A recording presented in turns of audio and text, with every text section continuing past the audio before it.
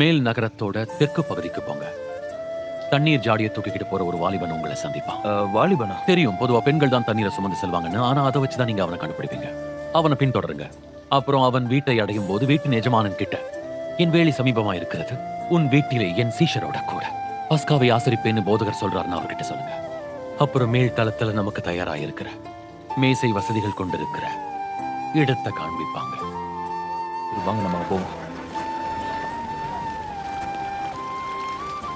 அது அவனா தான் இருக்கணும்.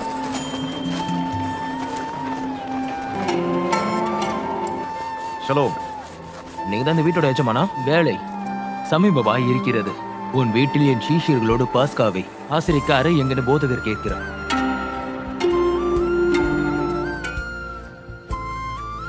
எங்கள் தேவனாகிய கர்த்தாவே, சர்வலோகத்தின் ராஜாவே, பூமியிலிருந்து அப்பத்தை தருகிறவரே, உமக்கு ஸ்தோத்திரம். ஆமென்.